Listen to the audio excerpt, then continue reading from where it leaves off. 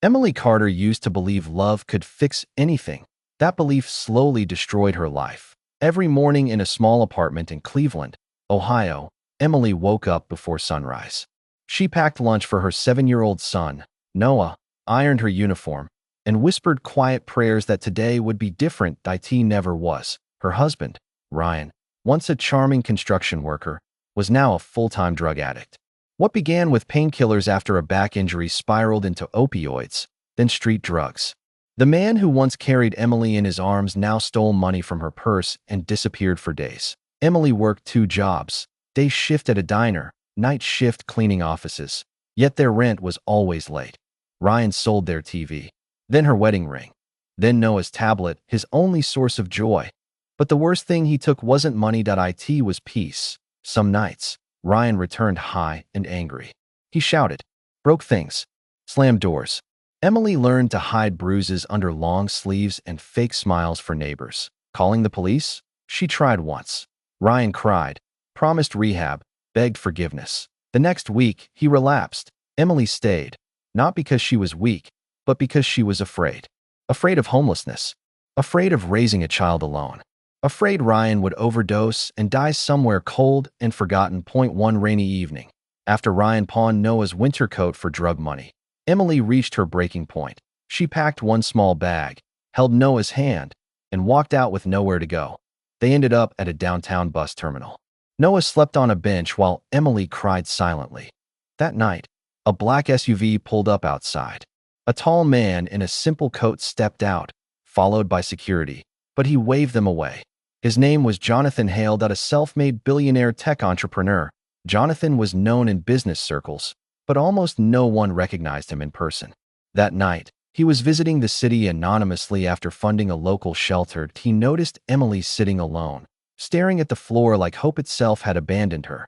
"Ma'am," he said gently, "are you okay?" Emily wanted to lie, but exhaustion broke her defenses. She told him everything. The addiction, the fear, the child, the shame. Jonathan listened without interrupting. When she finished, he said something she never expected. "This isn't your fault." Kindness that changed everything. Jonathan didn't give her cash and walk away. He did something deeper. First, he arranged immediate housing for Emily and Noah in a secure apartment complex owned by one of his foundations. Then, he hired Emily, not as charity, but as an administrative assistant at one of his companies, with paid training, healthcare, and flexible hours. For the first time in years, Emily felt respected. But Jonathan didn't stop there. He found Ryan, not to punish him, but to offer a choice. Rehab, fully funded. No jail. No conditions, except commitment. Ryan refused. Jonathan still didn't give up. Weeks later, Ryan overdosed and survived. Barely. From the hospital bed, broken and terrified, Ryan asked for help. This time, Jonathan said yes. Ryan entered a long-term recovery program. It wasn't easy. He failed. He cried. He relapsed once, but he got back up. A year later, Ryan was clean.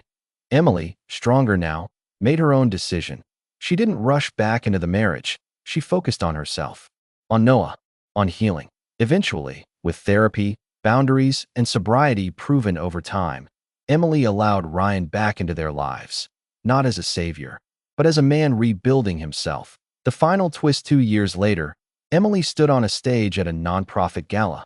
She had been promoted to operations manager. Jonathan sat in the audience, clapping quietly. Emily said into the microphone, "A stranger saw me at my lowest and treated me like I mattered.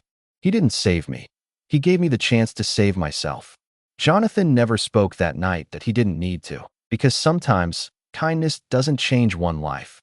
It changes generations. The moral for USA audience: broken heart addiction destroys families. White heart compassion restores dignity. Sparkles: one act of kindness can rewrite a future.